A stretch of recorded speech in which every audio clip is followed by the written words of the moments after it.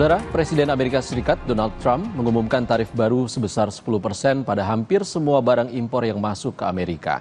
Di samping itu, Trump memberlakukan tarif timbal balik terhadap sejumlah negara, termasuk Indonesia. Indonesia muncul pada daftar tarif timbal balik yang diumumkan Trump pada hari Rabu waktu setempat. Disebutkan Indonesia menerapkan tarif sebesar 64% untuk barang-barang dari Amerika Serikat, sementara Amerika kemudian mengenakan tarif sebesar 32% terhadap barang-barang Indonesia yang dijual di Amerika Serikat. Trump mengatakan Amerika akan menggunakan uang yang dihasilkan dari tarif untuk mengurangi pajak dan membayar utang nasional.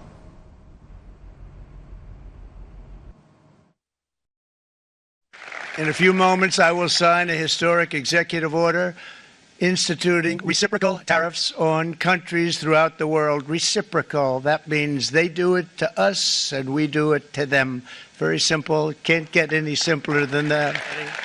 We will supercharge our domestic industrial base. We will pry open foreign markets and break down foreign trade barriers. And ultimately, more production at home will mean stronger competition and lower prices for consumers. This will be indeed the golden age of America. It's coming back. We're going to come back very strongly. Terkait kebijakan tarif timbal balik AS sebesar 32% untuk Indonesia, pengamat ekonomi Bima Yudhistira mengingatkan potensi pelemahan nilai tukar rupiah dan kontraksi pasar modal. Akibatnya sejumlah sektor bisnis berpotensi menerapkan efisiensi hingga pemutusan hubungan kerja. Bima pun menyarankan Bank Indonesia segera melakukan operasi moneter dan menyesuaikan suku bunga acuan sebesar 50 basis poin. Sementara itu pemerintah sampai saat ini belum memberikan tanggapan soal penerapan tarif timbal balik AS terhadap Indonesia.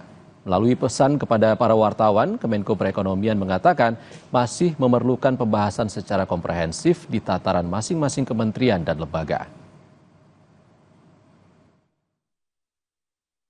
Oleh karena itu, efek yang harus diantisipasi tentunya adalah pelemahan nilai tukar rupiah. Ini terus berlanjut, pelemahan nilai tukar rupiah, dan butuh segera intervensi dari Bank Indonesia untuk melakukan operasi moneter dan juga melindungi sektor-sektor usaha yang terdampak itu dengan melakukan penyesuaian suku bunga sebesar 50 basis poin. Sehingga suku bunga kredit untuk usaha yang terdampak itu bisa direlaksasi. Selain itu, pemerintah juga harus mulai mencari cara agar Indonesia bisa mendapatkan segera manfaat dari relokasi industri. Karena relatif dengan tarif Vietnam, kemudian Kamboja, Indonesia memang dikenakan 32% tarif resiprokal.